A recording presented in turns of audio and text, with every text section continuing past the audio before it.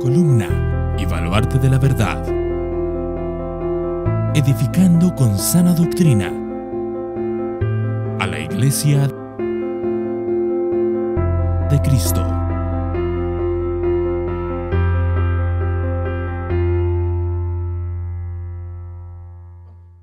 Y ahora sí, vamos a ir a la palabra del Señor y hoy vamos a seguir con nuestras clases. Estamos estudiando en nuestra serie de doctrinas fundamentales de la fe cristiana. La semana pasada, ¿qué vimos? La creación, muy bien. Y quería alargarlo a otra clase, en vez de hacer solo una más extensa, pues lo dividí en dos. Y hoy terminaré con el tema de la creación. La semana que viene empezamos con el hombre. Hemos tratado el tema de la Biblia, la palabra de Dios. Hemos tratado varios aspectos sobre Cristo, su persona, su obra. También hemos llegado a la creación. Hoy terminamos la segunda de la parte de la creación. Y la semana que viene empezamos a hablar del hombre. Y de ahí también tardaremos varias semanitas en cuanto al hombre, su caída, nuestra condición pecaminosa, nuestra incapacidad de buscar a Dios. Y temas que también creemos que son fundamentales en cuanto a nuestra fe cristiana. Así que creo que se vienen clases muy edificantes y creo que hoy también lo será. Pero antes de nada vamos a pedir nuevamente al Señor que bendiga su palabra. Padre, hemos levantado nuestra voz hacia ti en nuestras oraciones. Hemos alzado también nuestros cánticos. Así que, Señor, hemos llevado nuestras voces al cielo. Pero ahora queremos que la voz desde el cielo, desde tu trono, venga hacia nosotros. Ahora que seas tú el que hable a tu iglesia. Tu pueblo te ha hablado y te ha cantado. Ahora tú habla a tu pueblo. Y hazlo de la manera más perfecta a través de tu palabra. La palabra que tú inspiraste y que tú revelaste. Danos a conocer tu palabra.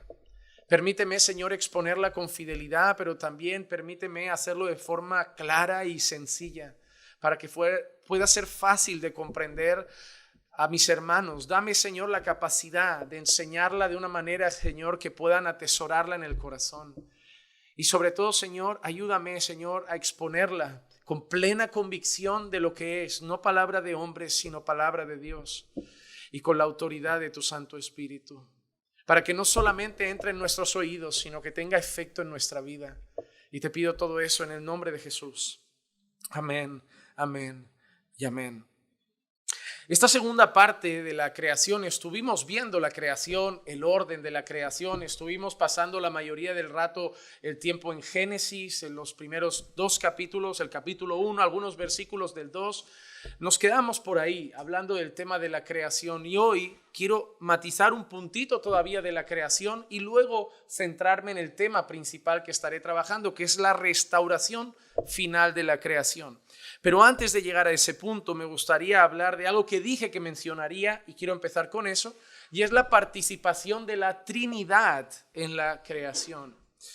En Génesis capítulo 1, versículos 26 y 27 leemos así: y dijo Dios, hagamos al hombre a nuestra imagen, conforme a nuestra semejanza, y ejerza dominio sobre los peces del mar, sobre las aves del cielo, sobre los ganados, sobre toda la tierra y sobre todo reptil que se arrastra sobre la tierra.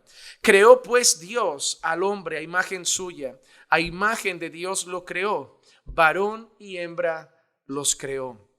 Cuando nosotros vemos el texto de la creación en Génesis desde el principio, nosotros leemos la frase: en el principio creó Dios los cielos y la tierra. Lo primero que nos está mostrando Génesis es que Dios es uno. Es algo que para un judío es uno de los fundamentos principales de todas sus oraciones. Es el Shema más conocido. Es la expresión: oye Israel, el Señor tu Dios, el Señor uno es. Y ahí lo vemos desde el principio. Creó Dios los cielos y la tierra. Ahí nosotros vemos que no hay ningún tipo de choque entre judíos y cristianos. Dios creó los cielos y la tierra. Ellos creen que el Señor tu Dios, el Señor uno es. Nosotros también creemos que hay un solo Dios, el único Dios verdadero, creador del cielo y de la tierra. Pero entramos en una especie de conflicto con muchas religiones, incluso con algunas, yo las llamo religiones porque no las considero ya denominaciones dentro de la fe evangélica. Y es cuando tocamos el tema de la Trinidad. Pero cuando llegamos a este punto en Génesis 1:26, nosotros leemos la expresión, dijo Dios, hagamos al hombre a nuestra imagen, conforme a nuestra semejanza. Ese hagamos claramente no dice voy a hacer al hombre. No está expresado de manera singular, sino es un término expresado de manera plural. El mismo Dios que al principio nos señala y creó Dios, el único Dios verdadero, los cielos y la tierra, justo después se presenta en un sentido plural en el que dice hagamos al hombre. Y además es una expresión que va hacia afuera. ¿Qué quiero decir con esto? Yo cuando digo hagamos, doy por hecho que hay personas que están a mi lado, que están conmigo. Y estoy expresando una acción que vamos a tener entre más de una persona. No es que yo voy a hacer algo manifestándome de maneras diferentes. Es que lo vamos a hacer. Eso muestra una pluralidad de personas en la propia palabra. Y cuando entonces nosotros leemos el texto, bueno, Dios creó los cielos y la tierra, pero ahora se presenta con un sentido de pluralidad diciendo que entre más personas van a hacer al hombre. ¿Quién es ese hagamos? Claro, muchas personas podrían decir automáticamente, bueno, con los ángeles podría ser. Pero nosotros sabemos que los ángeles no participan en la creación y mucho menos en la creación del hombre. Vemos una participación exclusiva de Dios en la creación del hombre.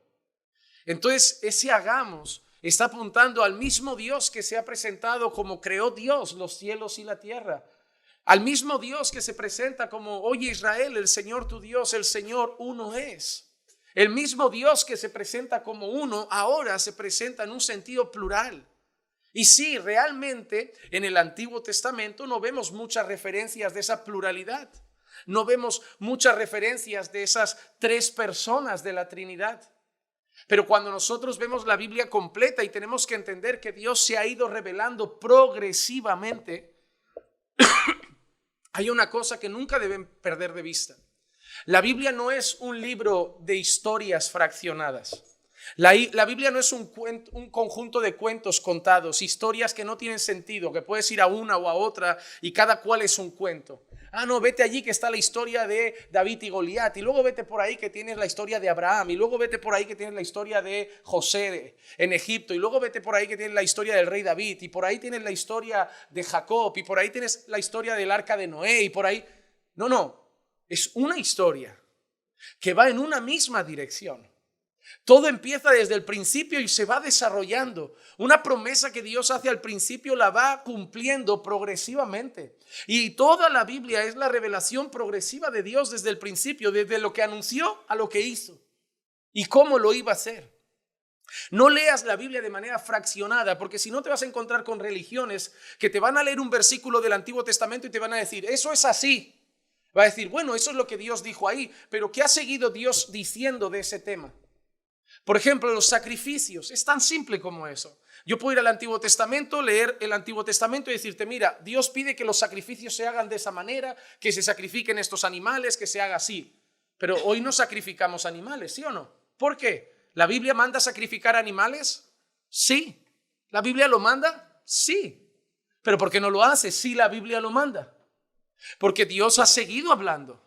En un periodo histórico se sacrificaban animales por causa del pecado, pero Dios se siguió revelando y eso sabemos por el libro de Hebreos y tantos otros pasajes que apuntaba al sacrificio definitivo de Cristo. Ya no hay templo, ni siquiera necesidad. Muchos están esperando el tercer templo, a lo mejor para retomar los sacrificios, pero nosotros no estamos esperando la reconstrucción de otro templo.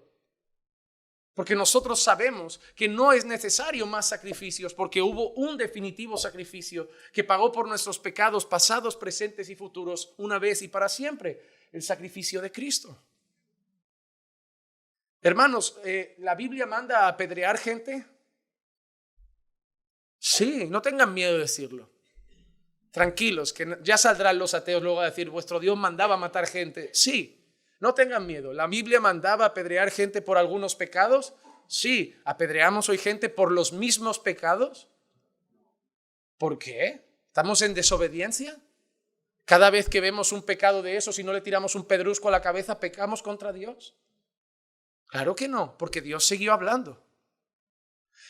Hay personas que basan su fe y religión en versículos aislados, como si Dios no hubiera dicho nada más de ese tema. Un tema fundamental que divide a religiones como los adventistas, a los judaizantes. El sábado, el cuarto mandamiento. ¿Cuánta gente te dirá, congregas el domingo, eso lo inventó la Iglesia Católica, ese es el día del anticristo, mil cosas escucharás? Ahora yo te digo, ¿Dios mandaba reposar el séptimo día? ¿Por qué tú lo haces en otro día? ¿Por qué tú estás congregando el primer día de la semana? Porque debes entender que el primer día no es el lunes, es el domingo. Porque nosotros empezamos a leer expresiones como el Día del Señor, en el Nuevo Testamento empezamos a ver ciertas cosas, no porque lo inventara la Iglesia Católica. Pero hermano, tú tienes que conocer esos fundamentos, tú tienes que saber esas cosas. Tú no puedes simplemente encontrarte con alguien que te lea 2 versículos de por ahí y te digan, ¿ves? ¿Estás obedeciendo esto? Ay, no, tú tienes que saber por qué. En el Antiguo Testamento mandaba que una mujer cuando estaba en periodo menstrual tenía que hacer rituales de purificación y todo lo que tocaba era impuro. Sí. ¿Tu mujer hace esos rituales una vez al mes ahora? Tienes que saber por qué. No podemos simplemente arrancar las páginas del Antiguo Testamento y decir, es que yo ahora vivo el nuevo. Vale, puede ser tu argumento, pero dime por qué. ¿Por qué tú vives ese? ¿Por qué el otro no te cuenta? ¿O por qué te cuenta de otra manera? Debemos saber esas cosas. En cuanto a la Trinidad, tenemos que entender que a lo largo de la revelación progresiva de Dios es mucho más evidente en el Nuevo Testamento que en el Antiguo Testamento. Pero que es evidente en la Escritura es. Que la Biblia muestra que el Espíritu Santo es Dios es claro. Y que la Biblia muestra que Jesús es Dios es claro. Así que cuando nosotros entendemos hagamos a la luz, no de ese versículo, sino de la Biblia, nosotros concluimos una cosa, que cuando Dios dice hagamos al hombre a nuestra imagen y semejanza, es Dios el Padre, Dios el Hijo y Dios el Espíritu Santo. El Espíritu Santo participa en la creación. Por ejemplo, en Génesis capítulo 1, versículos 1 y 2, leemos, en el principio creó Dios los cielos y la tierra estaba sin orden y vacía, y las tinieblas cubrían la superficie del abismo, y el Espíritu de Dios se movía sobre las superficies de las aguas. Dios crea los cielos y la tierra está sin orden y vacía, las tinieblas cubren la superficie del abismo, ¿y qué se mueve sobre la superficie de las aguas? El Espíritu de Dios. Y hermanos, no es como muchos dicen, el aliento de Dios, la energía de Dios, el poder de Dios, es el Espíritu de Dios, es el mismo Espíritu y la misma expresión que aparece en Job capítulo 33 y versículo 4. El Espíritu de Dios me ha hecho. El Espíritu de Dios me ha hecho. Job está hablando de su formación humana y se la otorga ¿a quién? Al Espíritu de Dios, no a la fuerza de Dios, no al poder de Dios, al Espíritu de Dios. Misma expresión que aparece a lo largo de la Biblia para referirse al Espíritu Santo. Ustedes saben que en la Biblia el Espíritu Santo aparece mencionado de diferentes maneras. Espíritu de Dios, Espíritu Santo, Espíritu de verdad. Hay varias formas. Entonces nosotros vemos que en Génesis ya aparece el Espíritu de Dios, el Espíritu Santo que se movía sobre la superficie de las aguas, y Job usa esa expresión, el Espíritu Santo, el Espíritu de Dios me ha hecho. Y mira qué expresión diferente, y el aliento del Todopoderoso me da vida. Son dos términos distintos. El Espíritu de Dios me ha hecho y el aliento de Dios me ha dado vida. Son términos distintos. Así que hay una participación en ese hagamos del Espíritu Santo de Dios. Pero también hay una participación del Hijo en la creación. En Génesis dice que Jesús participa de la creación, no. Pero nosotros hemos dicho que Dios se ha revelado progresivamente. Pero en Juan capítulo 1, versículo 1 y 2 dice, en el principio existía el Verbo, y el Verbo estaba con Dios, y el Verbo era Dios. Él estaba en el principio con Dios. ¿Y ves que hay una separación de personas? No dice Dios en el principio se manifestó como Padre y ahora se manifiesta como Hijo. No, hay una separación de personas. No estaba como Dios o estaba con Dios, el Hijo y el Padre. En el principio creó Dios los cielos y la tierra. Y luego Dios dice, hagamos al hombre. ¿Y quién estaba en el principio? Jesús, porque ese verbo es el que luego Juan dice, y ese verbo se hizo carne y habitó entre nosotros y vimos su gloria. Es Cristo Jesús el que estaba en el principio. En ese hagamos está el Espíritu Santo, en ese hagamos está el Padre y en ese hagamos está el Hijo también. La creación entera participa de la formación del hombre, participa de la creación, la Trinidad al completo. Hebreos capítulo 1, versículo 1 y 2, hablando de Jesús, dice: Dios, habiendo hablado hace mucho tiempo, en muchas ocasiones y de muchas maneras a los padres por los profetas, en estos últimos días nos ha hablado por su Hijo. Escucha ahora: a quien constituyó heredero de todas las cosas, por medio de quien hizo el universo. En el principio creó Dios los cielos y la tierra, y el autor de los Hebreos, recuerda, revelación progresiva, Dios va dando información, nos da un nuevo dato de ese principio, que por medio de Jesús Dios hizo el universo.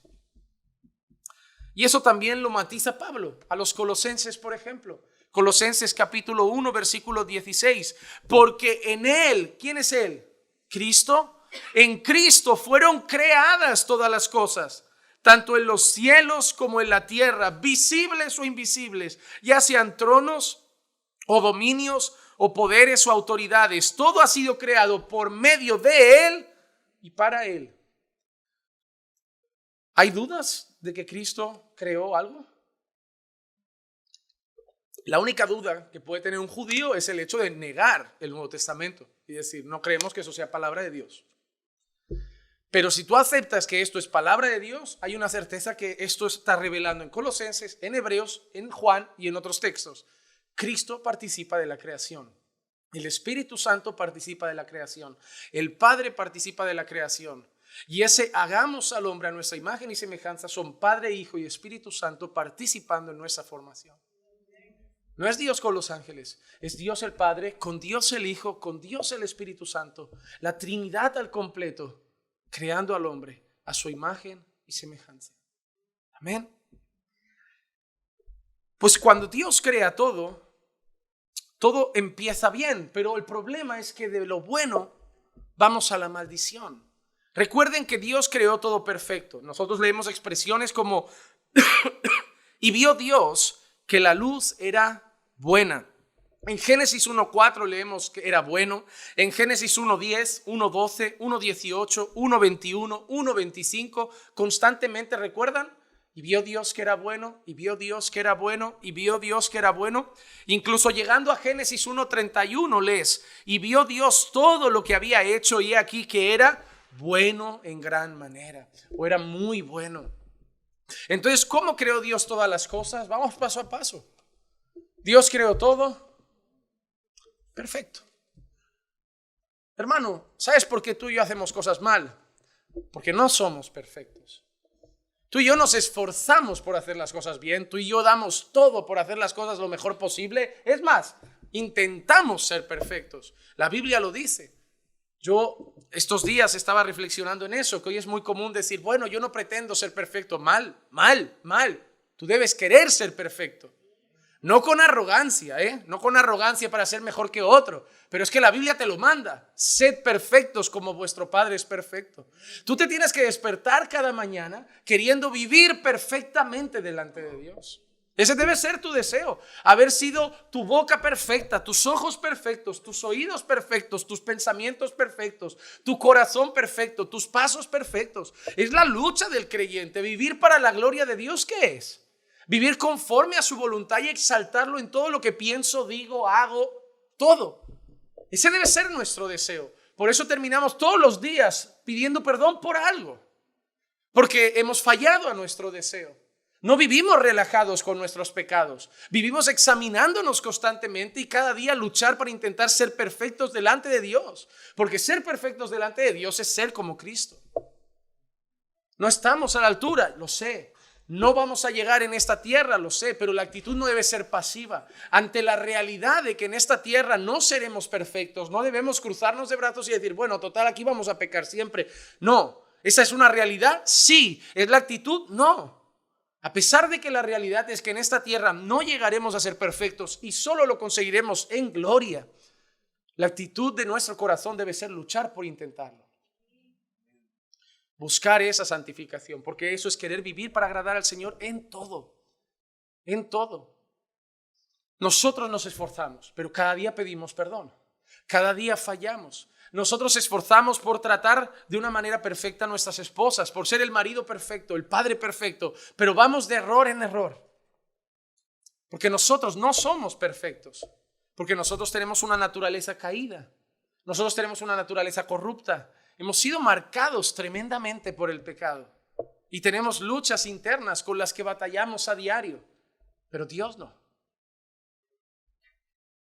Dios es perfecto y de alguien perfecto solo puede salir algo: perfección. Perfección. Hermano, al ser humano ni le falta ni le sobra una oreja, ni le falta ni le sobra un ojo, ni le falta ni le sobra un dedo. Ni le falta ni le sobra pelo, ni le falta ni le sobran brazos. El ser humano fue hecho perfecto porque todo lo que Dios hace es bueno en gran manera. Dios hizo la naturaleza perfecta, los animales perfectos, las flores perfectas. Y es más, hasta el día de hoy, en este mundo destrozado por el pecado, cuando vas a esos paisajes donde todavía el hombre no pisó mucho, todavía se percibe la perfección de la creación. Cuando más cerca está el hombre, se percibe menos. Pero el problema no fue que la creación no es perfecta. El problema somos nosotros en la creación. La solución para muchos siempre ha sido, cuando se piensa en cómo arreglar el mundo, cómo acabar con esto, la contaminación, vivir mejor, es siempre acabar con el hombre. No con los animales, no con la fauna silvestre, ni con las bestias marinas, cuando la gente siempre ha pensado, ¿cómo podríamos arreglar el mundo? Solo hay una forma: sacándonos a nosotros de él. Y sería perfecto en gran manera. Nosotros destrozamos el mundo. Nosotros destrozamos, y de muchas maneras, no solo con violencia y guerras, con cosas tan sencillas como que pasamos y tiramos un papelito de caramelo al suelo, tiramos el chicle por la ventana, la colilla del cigarro, la lata me la bebo y la dejo ahí, me voy, como pipas en un parque y las tiro al suelo. Así vivimos. Vivimos así. Dios lo hizo bueno en gran manera. Pero hay un problema con eso, que nosotros estábamos en la creación, pero nosotros en la creación fuimos hechos, ¿cómo? Fuimos hechos perfectos. Pero en Génesis 3 cambia absolutamente toda la creación. Cuando nosotros hablamos de la caída del hombre, las consecuencias no es solo sobre nosotros. Las consecuencias de la caída del hombre es sobre la creación también. Cuando a veces miramos la historia de Génesis 3, cómo Satanás tienta a Eva, cómo Eva come y luego le da a su marido y Adán come también y los dos comen y pecan contra Dios y viene el castigo, siempre lo pensamos en nuestra vida como el hombre cayó y por el pecado de uno la muerte vino a todos, pero debemos ampliar un poco más las consecuencias de nuestra caída, porque no solo nos afectó a nosotros, afectó absolutamente a toda la creación. De golpe, en ese paraíso perfecto, en ese mundo perfecto, una persona, un ser imperfecto, pecaminoso y muerto espiritualmente, empezaba a andar por ahí. Y eso iba a afectar año tras año a toda la creación. Tanto que de los primeros hijos que ese ser caído tiene, ya llega el primer asesinato. Y además entre hermanos, mostrando lo que iba a ser el mundo por causa del pecado. Pero las consecuencias del pecado alcanzaron la creación. Mira Génesis 3, versículos 17 al 19. Entonces dijo a Adán: por cuanto has escuchado la voz de tu mujer y has comido del árbol del cual te ordené diciendo, no comerás de él, maldita será la tierra por ti. Y tú, pero ¿qué culpa tiene la tierra? Bueno, es que la tierra fue dada en parte para Adán. ¿Acaso le aportaba la tierra algo a Dios? ¿El fruto le aportaba algo a Dios? ¿La vegetación, los frutos, las semillas le aportaban algo a Dios? ¿Quién iba a disfrutar de los deleites del paraíso? ¿Quién iba a comer? ¿Quién iba a degustar? ¿Quién se iba a saciar? El pecado llega a la creación porque la creación es parte de un regalo de Dios para el hombre. Todo eso es vuestro. Tomad dominio sobre todo. Sojuzgad la tierra. Tenéis autoridad sobre ella. Pero ahora la cosa cambia. La tierra será maldita por tu causa. Con trabajo comerás de ella todos los días de tu vida. Espinos y abrojos te producirá y comerás de las plantas del campo. Con el sudor de tu rostro comerás el pan hasta que vuelvas a la tierra, porque de ella fuiste tomado. Pues polvo eres, y al polvo volverás. Una cosa, recuerdo, el trabajo no es una maldición. Que hay personas que cuando leen este texto y dice, con trabajo comerás de ella, dice, ¿no ves? Por causa de la maldición tenemos que trabajar. No. El hombre ya fue dado instrucciones de parte de Dios, gobernar la tierra, sojuzgar la tierra. Dios dio trabajo al hombre. Hermano, tú y yo fuimos creados para trabajar eternamente. Y espero que lo tengas presente. Los vagos no agradan a Dios porque fuimos creados para trabajar. La gente que cree, mira, la mejor vida para ti ¿qué es? Bueno, llegar un día a no poder trabajar. ¿Cuál es la meta de muchos hombres? Que me toque la lotería y no trabajar. Pues no sé, será para descansar porque eternamente lo vas a hacer. Hay gente que cree que la eternidad en gloria significa no dar un palo al agua. Fuimos creados para trabajar.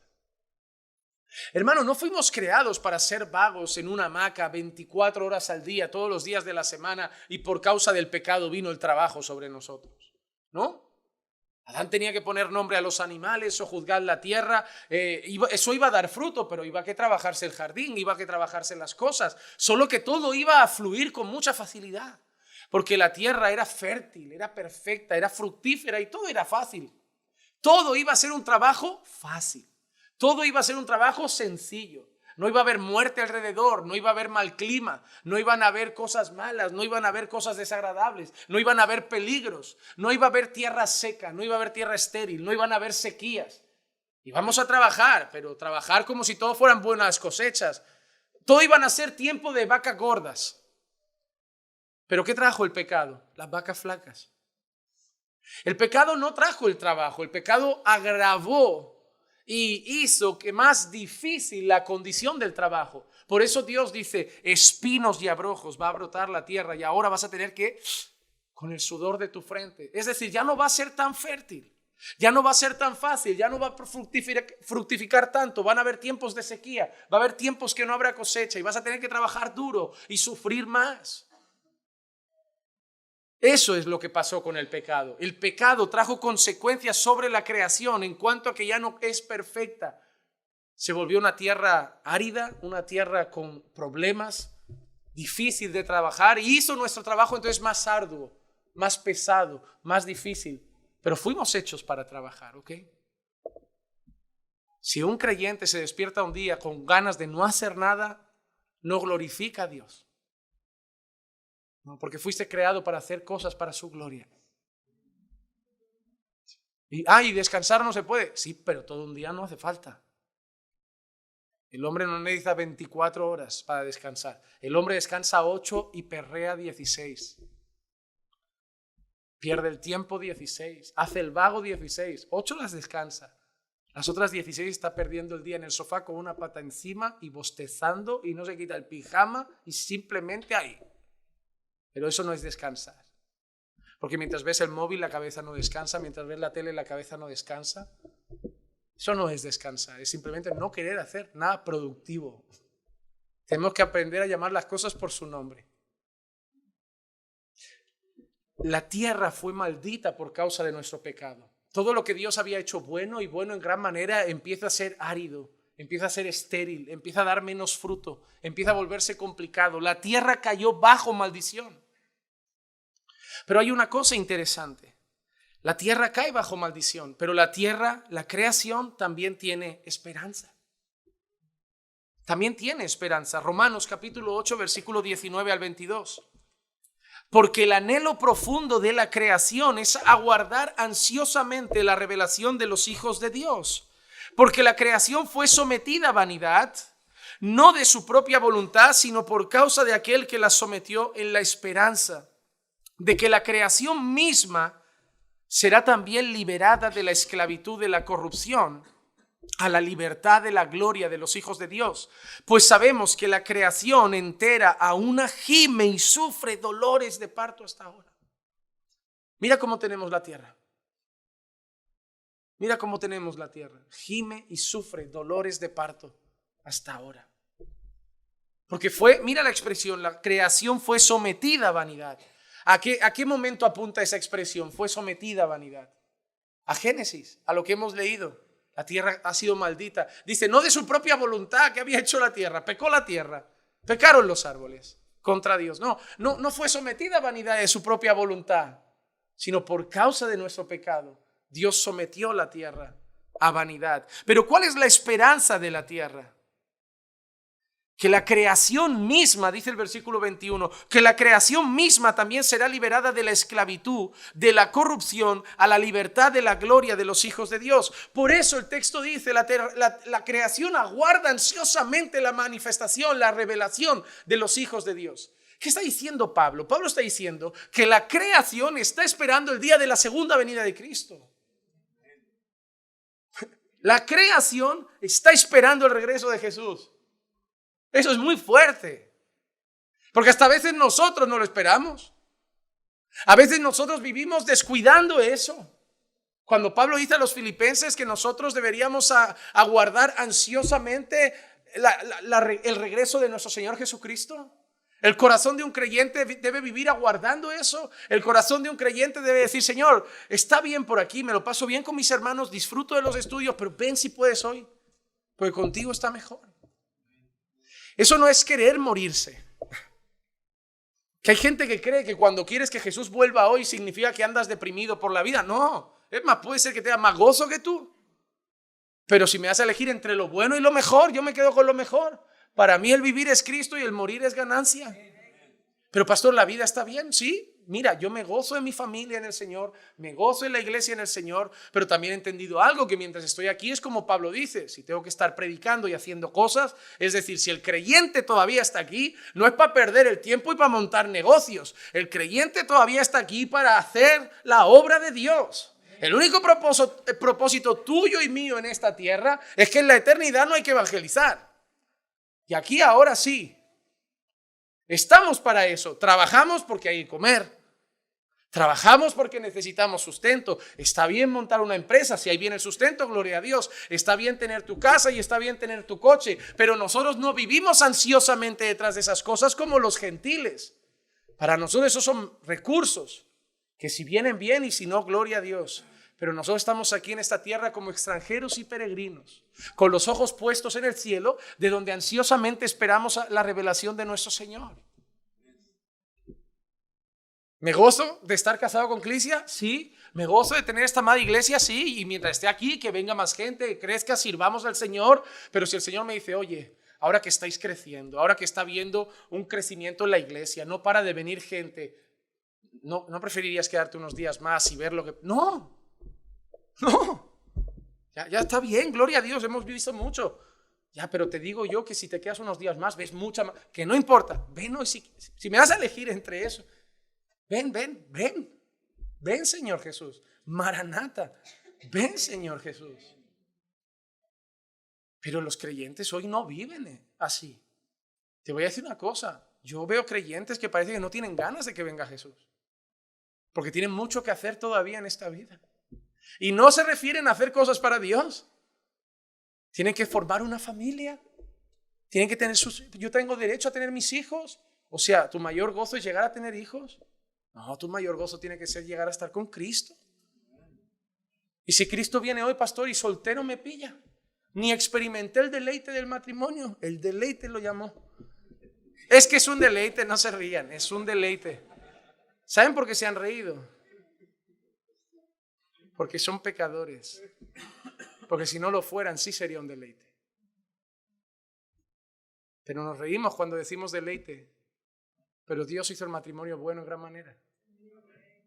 Te has reído y eso muestra todavía que es tu pecado, porque tendrías que haber llorado. Te tendría que haber dado pena que la gente diga que el matrimonio es un deleite como jocosamente. Porque tendríamos que decirlo, por lo menos los creyentes de verdad. Porque ya está el mundo para decir que el matrimonio es una cárcel. Nosotros tenemos que decir el matrimonio es una bendición de Dios. Y yo me gozo en mi matrimonio, a pesar de las pruebas, de las dificultades, de los contratiempos. Pero yo prefiero estar casado que soltero. No lo cambio por nada. Es un regalo de Dios. Y yo me gozo con la mujer de mi juventud. A pesar de todo lo que hay en el camino. Pero me gozo, pero prefiero estar con Cristo. Señor, y si el Señor te dijera, si te quedas un año más, te doy un niño. Te hago yo prefiero estar con Cristo. Que eso es bueno en gran manera, pero Cristo es mejor. Es solo una cuestión de comparación. No estoy diciendo que no me hace ilusión lo otro. Que Dios me dé todo lo que quiera, pero todo lo que quiera al lado de irse con Cristo, irse con Cristo. Yo no quiero seguir pidiendo perdón todos los días. Yo no quiero seguir luchando con tentaciones, batallando con la carne, fallando al Señor, viendo violencia, viendo tantas cosas, viendo cómo avanza la inmoralidad. Yo sufro muchas cosas en esta tierra que no sufriría estando con Cristo. Yo no sé qué gozo le ven estar aquí. Deberían estar. Mira, el corazón del creyente en la tierra tiene una mezcla de sentimientos. Porque tiene el gozo del Señor, pero también sentimos el dolor de ver todo lo que nos rodea. Son una mezcla de cosas. De decir, yo me gozo en la creación, pero está hecha polvo. Yo me gozo en la familia, pero tenemos muchas luchas. Yo me gozo en la iglesia. Hasta la iglesia, que es el pueblo redimido del Señor, cuando estemos con Cristo nos llevaremos mejor.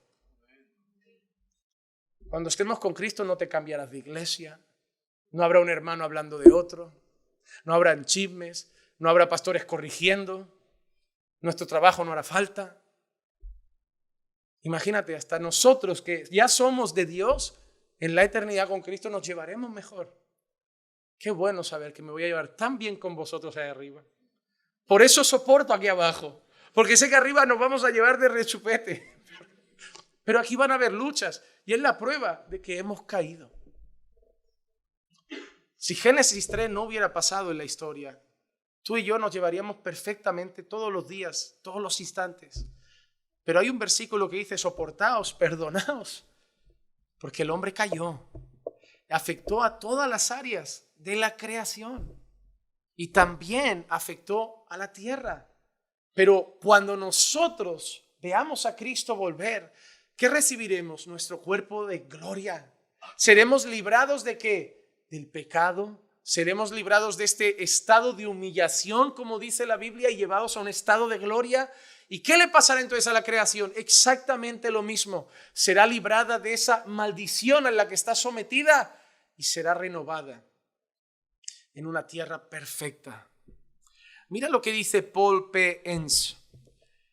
Así como un creyente es cambiado, recibiendo un cuerpo glorificado, de manera similar, la tierra es cambiada a una nueva tierra sin mancha por el pecado. Eso es lo que Pablo está expresando que va a pasar ahí.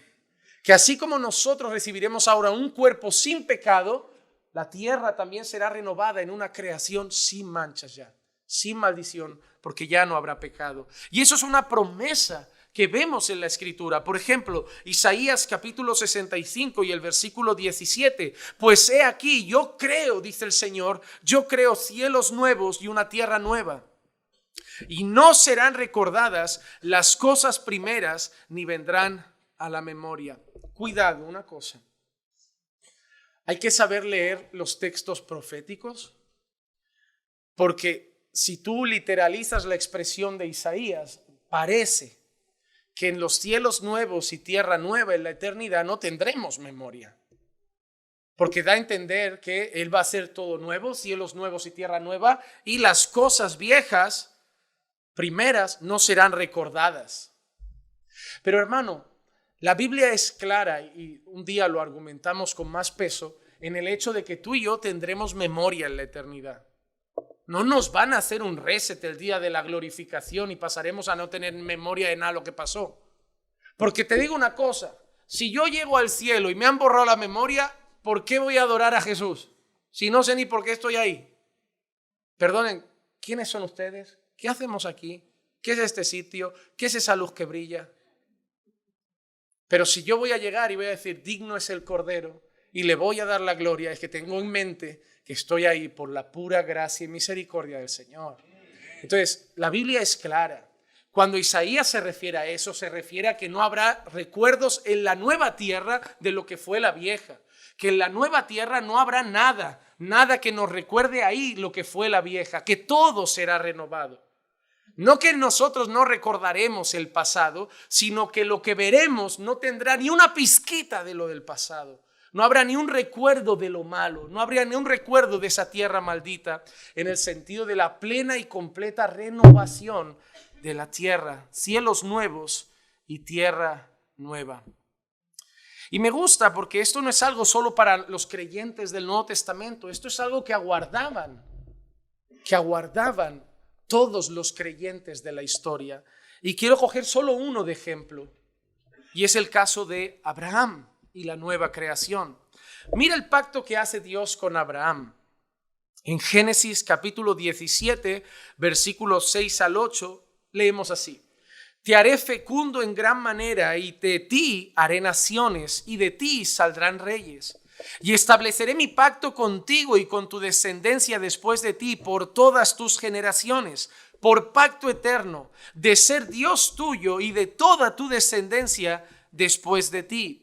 Y te daré a ti y a tu descendencia después de ti la tierra de tus peregrinaciones, toda la tierra de Canaán como posesión perpetua, y yo seré su Dios, y yo seré su Dios. Dios hace un pacto con Abraham, un pacto que hasta hoy tú y yo vivimos. Tú y yo somos parte de eso. Tú y yo somos parte de esa generación. Tú y yo somos parte de esa descendencia. Nosotros somos descendientes de Abraham en Cristo. En Cristo. Y Dios promete a Abraham hacerle un padre de multitudes, darle naciones, y todo eso lo vemos. Mira todo el pueblo que hay ahora en Abraham, de todas las naciones, de toda lengua, de toda tribu, de toda nación. Abraham tiene descendencia, espiritualmente hablando, en todas las naciones. Todos aquellos que han puesto su fe en Cristo pertenecen a ese pueblo, pertenecen a esa promesa. Pero en todas esas promesas, Dios le dice a Abraham, te daré a ti y a tu descendencia después de ti la tierra de tus peregrinaciones, toda la tierra de Canaán como posesión perpetua, y yo seré su Dios. Así que Dios le garantiza a Abraham que le va a dar Canaán, pero especifica a ti y a tu descendencia. Había una promesa de Dios para Abraham de que le iba a dar Canaán a él y a su descendencia. No es en plan, Abraham, tú te morirás antes, pero que sepas que a tu descendencia le daré Canaán. No, te daré Canaán a ti y a tu descendencia. Pero nos hacemos una pregunta. ¿Llegó Abraham a poseer esa tierra? En Hechos capítulo 7 y el versículo 5 dice, no le dio en ella heredad, ni siquiera la medida de la planta de pie. Esa es una forma de decir que Abraham no puso ni siquiera la planta del pie allí. No le dio en ella heredad, ni siquiera la medida de la planta del pie. Y sin embargo, aunque no tenía hijo, prometió que se le daría en posesión a él y a su descendencia después de él. Abraham no tenía hijos. Y Dios le prometió a él y a su descendencia la tierra. Pero el texto es claro al decir, pero Abraham no tuvo descendencia, no tuvo herencia allí, no tuvo allí su heredad, ni siquiera la planta de su pie. Entonces, ¿qué pasa con Abraham? Dios ha fallado en su pacto, Dios ha fallado en su promesa. Abraham llega al final de sus días reclamando a Dios, al final que, ¿y Canaán qué? ¿Y mi tierra? ¿Y la tierra prometida? ¿Y la tierra que me prometiste a mí y a mi descendencia? ¿Dónde está esa tierra? Abraham no reclama. Abraham no se queja, no llega a poner un pie en la tierra de Canaán y Abraham no reclama. ¿Por qué? ¿Cuál era la verdadera esperanza de Abraham? ¿Cuál era la verdadera esperanza de Abraham? ¿Cuál era la verdadera Canaán que esperaba Abraham? Cuando hicimos Hebreos, si lo recuerdan, hay un texto precioso. En Hebreos capítulo 11, que muchos hablan del capítulo de los héroes de la fe. Versículos 8 al 10, para empezar, dice: por la fe Abraham, al ser llamado, obedeció, saliendo para un lugar que había de recibir como herencia, y salió sin saber a dónde iba, saliendo hacia un lugar que iba a recibir como herencia. Abraham salió por la fe y obedeció hacia un lugar que iba a recibir por herencia. El libro de Hechos dice que Abraham no recibió su heredad, pero mira cómo sigue. Por la fe habitó como extranjero en la tierra de la promesa, como en tierra extraña, viviendo en tiendas como Isaac y Jacob, coherederos de la misma promesa, porque esperaba la ciudad que tiene cimientos, cuyo arquitecto y constructor es. Los ojos de Abraham nunca estuvieron ahí. En los versículos 13 al 16 sigue el texto. Todos estos murieron en fe, perdón, sin haber recibido las. Me hace mucha gracia, porque yo fui alguna vez a alguna iglesia de estas que te dicen: tus ojos no se cerrarán en esta tierra, no morirás sin antes ver cumplidas todas las promesas del Señor. Pasca. Murieron sin haber visto las promesas. ¿Qué hacemos con ese versículo, caballero? Mira qué dice: todos estos murieron en fe sin haber recibido las promesas, pero habiéndolas visto y aceptado con gusto desde lejos. Qué actitud más bonita. Ni siquiera llegaron, pero las disfrutaron con gusto desde lejos. Eso es una vida de fe. La vida de fe te permite disfrutar hoy de lo que Dios te ha prometido mañana. Por eso cuando Dios dice que estáis sentados en lugares celestiales con Cristo, ya lo disfrutadlo hoy. ¿Veis la eternidad tan lejos? Por eso no disfrutáis hoy. Porque de aquí en esta tierra parece que solo estáis viviendo en las cosas que os están pasando hoy. Y se os olvidan todas las promesas que ya tenéis, que podéis disfrutar hoy ya.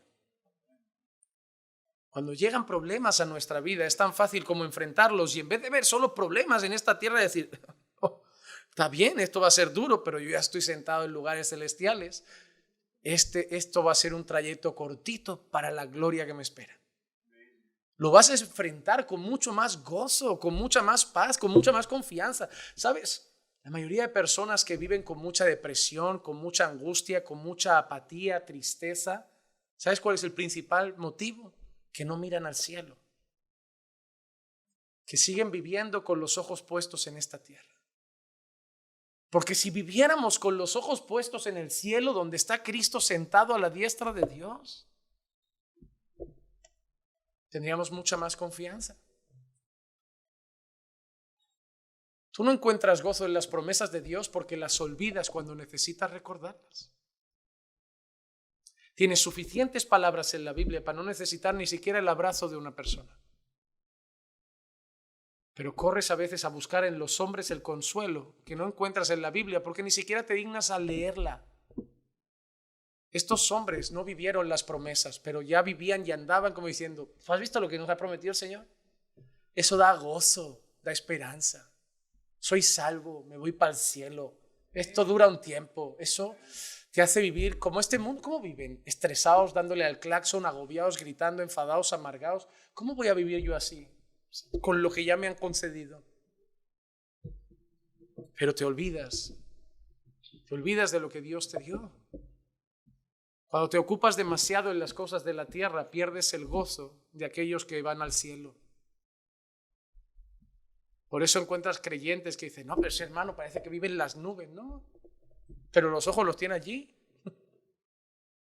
O sea que tú tienes los ojos en otro sitio. Porque los dos tenéis las mismas promesas, solo que le ha decidido creerlas hoy y tú parece que solo vives como: bueno, esto nos lo darán un día. Abraham, con gusto, vivía esa promesa desde lejos. Y así deberíamos nosotros pensar en nuestra gloria eterna, disfrutándola hoy.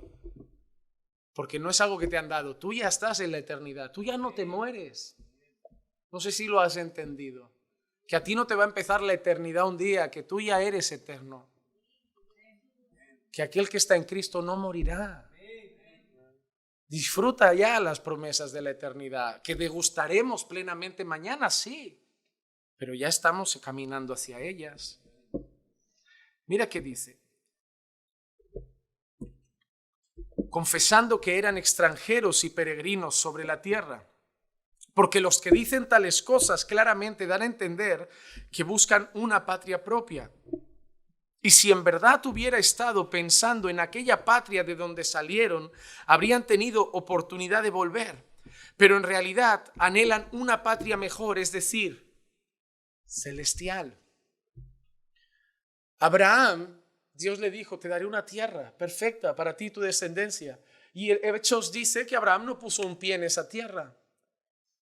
Pero Abraham tenía los ojos en otra tierra, en una tierra celestial. Por lo cual Dios no se avergüenza de ser llamado el Dios de ellos, pues les ha preparado una ciudad. Y a esa ciudad es a la que vamos. Cielos nuevos y tierra nueva. La gloria eterna donde estará Abraham, donde estará Isaac, donde estará Jacob, donde estaremos nosotros, donde estará Pablo. Una ciudad celestial para todos. Y yo te hago una pregunta, amado hermano. ¿Aguardas eso? ¿O te gusta demasiado tu país? No tiene nada de malo que te guste tu país. Yo lo reconozco, no soy el más patriota del mundo. Yo no me vais a ver pegando carteles ni banderas, ni sacando banderas a la calle, ni gritando por el mundial. No porque no me guste, es que no, esa vena patriota me pone hasta nervioso. Quiero obedecer las autoridades, me gozo del lugar donde he vivido, pero las fronteras y banderas las pusimos nosotros, entonces no soy muy pro bandera yo. Yo soy un extranjero, nacido en España, pero con una patria celestial. Entonces, mi cariño por España es de paso. Como lo de ahora, disfruto lo de ahora, pero estoy de paso. Mi DNI es transitorio, es la tarjeta de residencia, pero mis papeles son de otro lado. Mi nacionalidad es otra. Así vivo yo. No podéis querer vuestros países, pero debéis vivir aguardando vuestra nacionalidad eterna, la ciudad celestial. No hablo mal de mi tierra, ni hablo bien en exceso. La amo en la medida justa y veo los fallos y veo las virtudes. Pero mis ojos no están en España, no voy a morar en España. No soy como los mormones que creen que la tierra eterna es Estados Unidos. Esa gente sí que está como una cabra. De verdad, yo no sé cómo... Pero bueno, si es que Satanás está detrás de todo eso. Miren, cuando ustedes escuchan cosas absurdas como esas y ven que tanta gente las cree porque medio Estados Unidos es mormón, es solo un motivo. Así como el Espíritu Santo ilumina el entendimiento de los hijos de Dios, el diablo es especialista en cautivar el entendimiento de los hijos del diablo. Y para ti son cosas absurdas y ellos las creen con firmeza. Pero estoy convencido de que solo es por una cosa. Yo creo que hay mucho poder diabólico detrás de eso. De ojos velados completamente y que ellos son capaces de creer algo que la gente ve risa en ello. Y lo creen con firmeza. Por eso tienen mormones por todos los países que viven para las misiones. Influencia diabólica, estoy convencido. Pero hermanos, nosotros no debemos esperar una tierra aquí en el sentido de una España mejor, un Estados Unidos mejor, un Perú mejor. Nosotros tenemos que aguardar la nueva creación. Me gusta lo que dice Timothy Keller en esta frase. Nuestra esperanza cristiana es que vamos a vivir con Cristo en una tierra nueva, donde no solo no habrá más muerte, sino donde la vida es lo que siempre tuvo que ser. ¿Por qué me gusta esa expresión? Porque cuando alguien me pregunta cosas de la eternidad, yo suelo responder así. Pero pastor, ¿cómo será el cielo? Digo, como tuvo que ser siempre la tierra. ¿Tú ves lo que Dios hizo? Y se estropeó, Dios lo va a arreglar. Ya está. La historia de la Biblia es esa. Dios crea algo perfecto, el hombre peca, se viene todo abajo y Dios muestra su gloria y poder volviendo a dejar todo perfecto. Esa es la historia. Volver al principio, con una diferencia, que ya no habrá posibilidad de pecar otra vez. Que eso es lo que otra vez me preguntó una persona. ¿Y si vuelve a venir la serpiente y se vuelve a liar todo otra vez? Y digo, no, porque Dios ya ha prometido que será destruido para siempre. Ya está. Pero lo que vamos a vivir en cielos nuevos y tierra nueva es el paraíso otra vez. Cuando tú ves la creación y te asombras y dices, wow, cómo hizo Dios todo perfecto, lo vas a vivir. Lo vas a vivir. Ve esos documentales de YouTube de esas selvas y esos lagos donde no llega el hombre, esos colores, esos pajaritos de colores, esas flores que tú dices, no hombre, no, ni los pintores hacen eso. Pues eso todavía está manchado. Vamos a vivir una gloria mucho más perfecta. En 2 de Pedro capítulo 3 versículo 10 al 13 dice, pero el día del Señor vendrá como ladrón, en el cual los cielos pasarán con gran estruendo y los elementos serán destruidos con fuego intenso y la tierra y las obras que hay en ellas serán quemadas.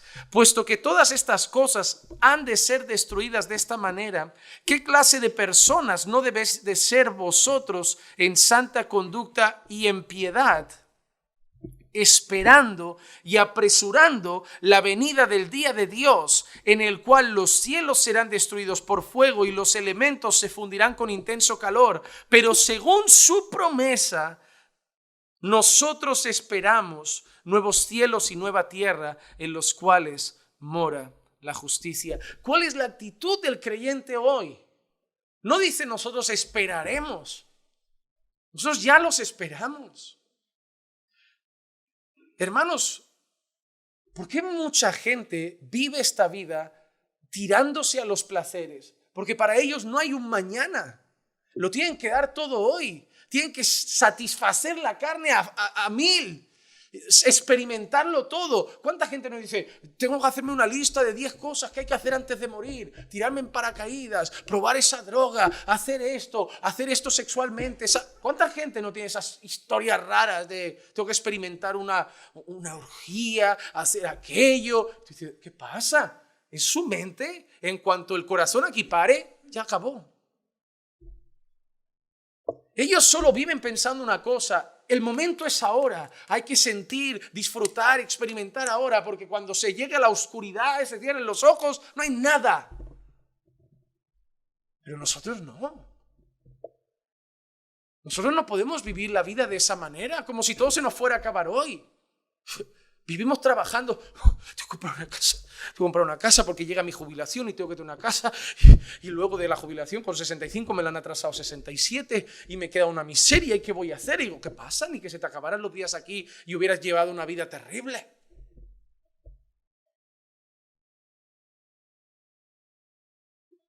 Hermano, esto es un tiempo. ¿Qué pasa si no tuviste la casa en estos 90 años? Mira la eternidad, no miren los 90 años, 85, 90 años que vamos a pasar aquí. ¿Qué más da si tenemos o no casa? Si se puede tener, bien. Si no, tampoco pasa nada. No podemos frustrarnos porque no experimentamos las mejores cosas del mundo. Es que me he perdido, he echado a la basura mi juventud, me casé demasiado joven. La gente vive unas cosas. Pero hay muchos creyentes que viven así, frustrados. No, he malgastado mi vida, pastor. ¿Qué pasa, hermano? No, estoy dándole vueltas a la cabeza. ¿Por qué? No, que yo creo que he malgastado mi vida porque tuve a los chiquillos muy rápido, no he podido disfrutar. Y digo, hermano, me hablas como un mundano. Me hablas como un mundano. ¿Qué pasa? Que mañana cuando tu hijo te diga, papá, he conocido a una muchacha, le vas a decir también eso. No, disfruta, vive tu juventud, que luego eso. Porque esos son los consejos mundanos. ¿Qué consejos son esos? Muchos vivís con los principios mundanos, solo no practicando pecados, pero con las cosas que no resultan pecaminosas, con el corazón puesto ahí. Y por eso dan la crisis de los 40 y esas cosas extrañas y el agobio de una mujer. Llega a los 50, pastor, no he hecho nada con mi vida, solo me he casado y he criado niños. Y digo, hermana, que te espera una gloria eterna. ¿Qué más da lo que has hecho aquí 60 años? Deja ya de escuchar las voces feministas de este tiempo. ¿Os frustráis porque no miráis al cielo? Lo que tienes que hacer en esta tierra es vivir para la gloria de Dios. Con hijos, casado, soltero. Sea lo que sea, para su gloria. y mirando a la eternidad. Debemos vivir aguardando ese día. Aguardando ese día. Sirve a Dios este tiempo. Hermano, tu corazón no sigue latiendo para que construyas en esta tierra un imperio. Se va a fundir mañana. Tu corazón sigue latiendo para que hagas cosas para la gloria de Dios. Ama a tus hermanos, sirve a tus hermanos, predica el evangelio, alcanza a los pecadores. Va sin miedo, que te rechacen, te rechazarán unos años. No pasa nada. Sirve para su gloria y luego disfruta la eternidad. Que parece que queréis disfrutar este tiempo como que lo que va a venir es un culto muy largo y aburrido. No tenemos que disfrutar ahora, que luego toda la eternidad va a ser cantando y... Es que no tenéis ni idea, creo, de cómo va a ser la eternidad. Creo que la gente cree que la eternidad es un culto constante. Creo que la gente cree que la eternidad es pasando predicadores. Y ahora predica Sugel, y ahora Paul, y ahora sermón tras sermón, y ahora paren, y entre sermones, ahora el grupo de alabanza de la IEG, ahora el grupo de alabanza de Caminando por Fe, y ahora pasa MacArthur, 6 sermones, venga, y tenemos toda la eternidad para escuchar. ¿Qué pensáis que es la eternidad? Ya os da sueño un culto, imagínate. La eternidad no es eso, es el paraíso. ¿Para qué vais a escuchar a MacArthur y a Paul Washer si vais a estar con Jesús? Tantas ganas de escuchar a Pablo, no sabéis ni con quién vais a estar. Cuando veáis a Pablo y veáis a alguien mucho más glorioso que Pablo, me parece decir, quita Pablo. Yo llevaba toda la vida en la tierra pensando en preguntarte cosas, pero quita, que está ahí él, el Cordero de Dios. O sea, Pablo va a parecer poco atractivo al lado de Cristo. El otro día yo meditaba en eso, porque yo vivo pensando, cuando llegue allí tengo que hablar con Abraham de algunas cosas, hacer una pregunta a Adán, quiero saber si Adán tenía ombligo, quiero un montón de cosas. Y luego pensé, pero si es que en cuanto vea a Cristo no voy a ver otra cosa, voy a parecer como un borrico. Al lado de su luz, Abraham no brilla. Cuando miras al cielo, todo en esta vida parece más llevadero. Y yo creo que hay una generación de creyentes que por los afanes de este tiempo están mirando poco al cielo. Están discutiendo por demasiadas cosas de aquí abajo y disfrutando muy poco de allá arriba. Pero no hemos llegado, pero ya estamos yendo y con gusto desde lejos lo estamos disfrutando, como Abraham, porque estaremos con Dios y sin pecado. Son 2 frases que van juntas y tremendas. Con Dios y sin pecado, por siempre. Apocalipsis 21 del 1 al 4 dice: y vi un cielo nuevo y una tierra nueva, porque el primer cielo y la primera tierra pasaron y el mar ya no existe. Y vi la ciudad santa, la nueva Jerusalén, que descendía del cielo de Dios, preparada como una novia ataviada para su esposo. Entonces oí una gran voz que decía desde el trono: he aquí el tabernáculo de Dios está entre los hombres, y Él habitará entre ellos. Y Él habitará entre ellos. Hay mucha gente que me pregunta de cuándo voy a predicar Apocalipsis. Y lo que me da miedo de Apocalipsis no son las cosas complicadas, es cómo me voy a emocionar con muchas frases. Yo puedo equivocarme a lo mejor en alguna interpretación, yo sé que la gente tiene más morbo por saber lo oculto, pero frases como esta me va a costar predicarlas con el corazón tranquilo. Y habitará entre ellos. Es que se hará el silencio en la sala. Porque solo de pensar eso, hermano, el corazón se estremece. He aquí el tabernáculo de Dios está entre los hombres, y Él habitará entre ellos, y ellos serán su pueblo, y Dios mismo estará entre ellos. Él enjuagará toda lágrima de sus ojos, y ya no habrá muerte, no habrá duelo, ni clamor, ni dolor, porque las primeras cosas han pasado. Con Dios entre nosotros, sin muerte, sin duelo, sin dolor, sin pecado, y tú todavía me dices, no, que Jesús tarde un poco. Tú no has nacido de nuevo. Lo siento mucho. Es posible que tú no hayas nacido de nuevo. Porque la marca del que ha nacido de nuevo es la principal. Amarás al Señor tu Dios sobre todas las cosas. Y eso es sobre el cine, sobre los hijos, sobre la mujer, sobre la playa, sobre las vacaciones, sobre la comida. Sobre la comida, hermano. Comeremos en el cielo, ¿eh? te has preguntado si engordaremos en el cielo toda la eternidad comiendo? Un cuerpo eterno que puede comer eternamente con comida gloriosa. Ay, que Maranata, ven Señor Jesús. Por eso, hermano, el hermano debe deleitarse en el deseo de estar con Cristo por siempre y vivir la gloria eterna. Pero quizá hay alguien hoy en la sala que nos ha escuchado hablar de esto y nosotros nos hemos gozado recordando esas promesas, pero si tú no estás en Cristo, tú no vas allí. Cualquier jovencito que estaba en la sala, tu papá puede ir, pero tú no. Cualquier persona que hoy esté aquí, que esté sin Cristo, todas esas promesas, todo lo que has escuchado hoy, para ti no será. Porque allí solo se llega de una manera, a través de Cristo.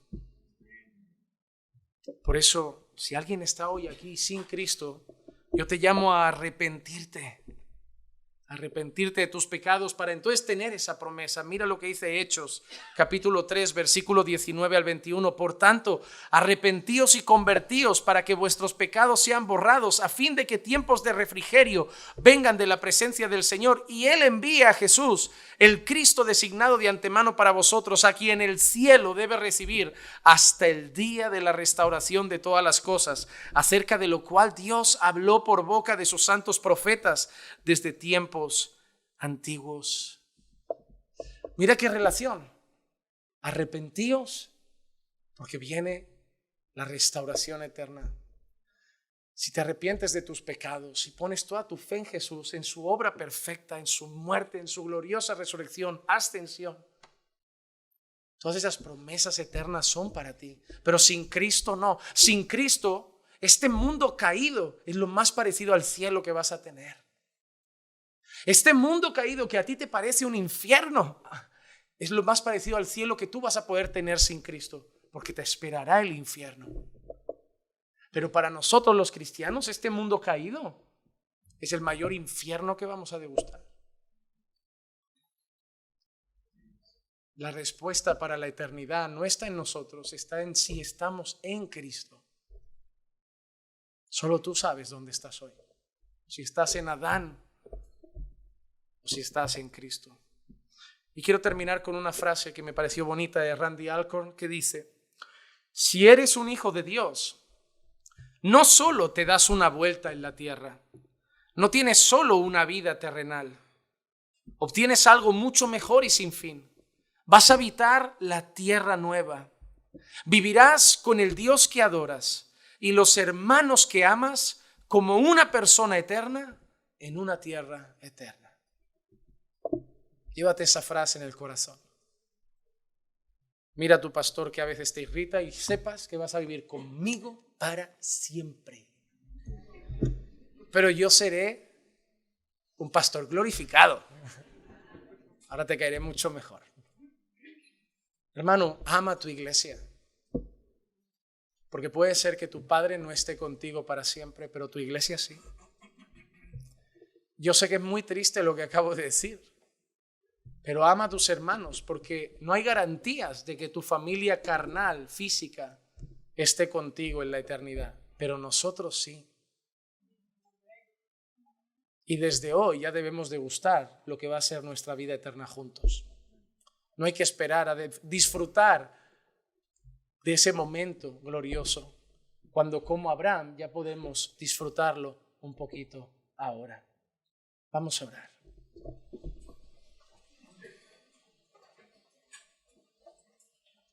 Padre, te doy muchas gracias por tu palabra. Te doy muchas gracias por todo lo que nos recuerdas en este día. Por un estudio, Señor, que deseo que llene a mis hermanos de esperanza. Por un estudio que deseo que haya llevado los ojos de mis hermanos al cielo. Y por un estudio que también espero que haya alcanzado algún alma que sea incomodada para buscar a Cristo, Señor, como la única esperanza de restauración eterna. Haznos vivir mirando al cielo y degustar las promesas de la eternidad en esta vida presente, Señor. Así como Abraham degustó la santa ciudad que esperaba, la ciudad celestial, así nosotros la degustamos hoy. Señor, que este estudio dé fruto en la vida de mis hermanos, trayendo gozo, paz, confianza y esperanza a sus vidas. Te lo pido en el nombre de Jesús. Amén, amén y amén.